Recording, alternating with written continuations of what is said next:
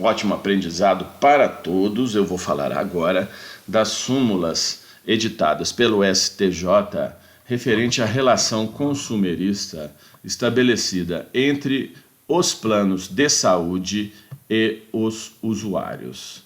Antes de começar, só uma observação: quem quiser o esquema em PDF completo, entre em contato com o canal através do e-mail abaixo para combinar. Súmula 608. Aplica-se o Código de Defesa do Consumidor aos contratos de plano de saúde. Então fica estabelecida a regra. Porém, a exceção é quando os planos são administrados por entidades de autogestão, quais sejam organizações administrativas isentas de lucratividade destinadas à assistência de saúde dos seus beneficiários. Ou seja, não pode haver lucro na entidade de autogestão, bem como deve estar restrita a determinado grupo. Súmula 597. É abusiva a cláusula contratual de plano de saúde que prevê carência para utilização dos serviços de assistência médica nas situações de emergência ou urgência. Então, não pode haver restrição em caso de urgência e emergência para atendimento ao usuário de plano de saúde. Ou seja, essa cláusula é considerada abusiva. E aí vem o detalhe: se ultrapassado o prazo máximo de 24 horas, contado da data da contratação entre a empresa prestadora de serviços do plano de saúde e o usuário. Então, é o seguinte: só pode excepcionar a cobertura de carência nas 24 horas seguintes da contratação. Então, por exemplo, a pessoa contratou o plano hoje. Daí a 24 horas não será coberta a urgência. A partir de 24 horas, sim. Ou seja, o legislador considerou que urgência não pode esperar 24 horas. É abusiva, de acordo com a súmula 302, a cláusula contratual de plano de saúde que limita no tempo a internação hospitalar do segurado. Essa também foi uma celeuma antiga, porque alguns planos previam uma limitação, qual seja, que o usuário poderia ficar apenas, por exemplo, uma semana internado, como se doença tivesse prazo, não é? E é justamente isso o comentário. Doença não tem data certa para ser curada. O consumidor e o paciente não pode ficar desamparado no caso de ser demandado uma assistência que é indeterminada. Cada caso é um caso. Então veio justamente o STJ para pacificar o entendimento. Súmula 609. A recusa de cobertura securitária sob alegação de doença pré-existente é ilícita se não houve exigência de exames prévios à contratação ou à demonstração de má-fé do segurado.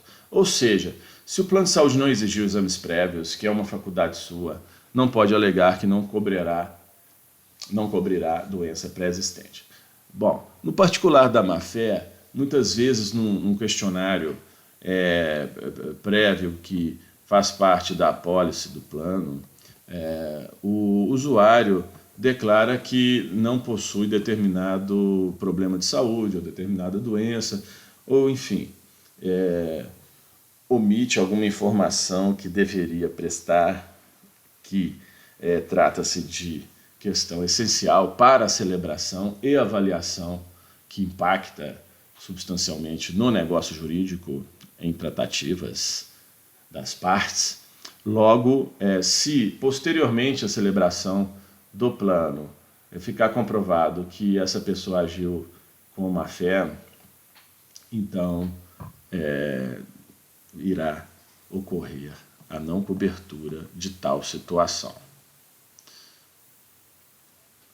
Porém, no caso da doença diagnosticada previamente, essa condição é conhecida entre as partes. Então, se for taxativamente expresso que não cobrirá, que já existe a doença, ou seja, o usuário prescindiu de livre vontade desse benefício, então é considerado legal. Súmula 602. O CDC é aplicável aos empreendimentos habitacionais promovidos pelas sociedades cooperativas. Então, muitas vezes o termo cooperativa é ligado também a uma isenção, a uma outra situação. Não, o CDC é aplicável sim.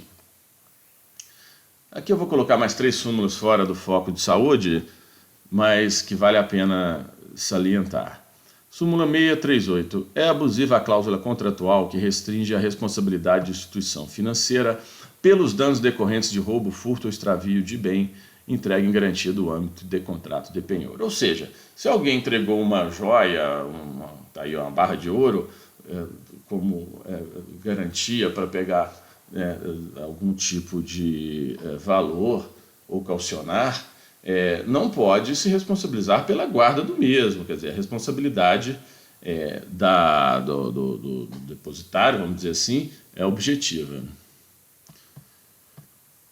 O Ministério Público tem legitimidade ativa, consoante a súmula 601 do STJ, para atuar na defesa de direitos difusos, coletivos e individuais homogêneos dos consumidores difusos, ou seja, sem um foco certo, abrangendo determinada situação, coletivos, que representa aquela coletividade, e individuais homogêneos dos consumidores, ainda que decorrentes da prestação de serviço público. Então abrange sim a esfera da administração pública. Então isso era uma situação bastante controversa, a administração pública sempre querendo se esquivar da aplicação do Código Consumerista, que notadamente traz uma série de dispositivos em benefício ao consumidor, mas não.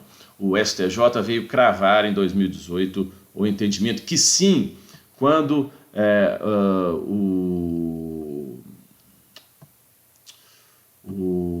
o MP, não é, estiver em tela defendendo os direitos consumeristas, pode sim atuar nas causas que envolvem a prestação de serviço público, além, é claro, desse cabimento, como dito, como gênese aí do direito consumerista, ou seja, em face ou da administração pública. Bom, então finalizamos esse plano. Vamos fazer outros apanhados de súmulas, mas sempre com essa cautela de especificar bem o tema e exauri-lo, não é? E vídeos na ordem de 5, 10 minutos. Então, um grande abraço a todos, bom proveito do vídeo e realizem seus objetivos. Esse é o desejo do canal.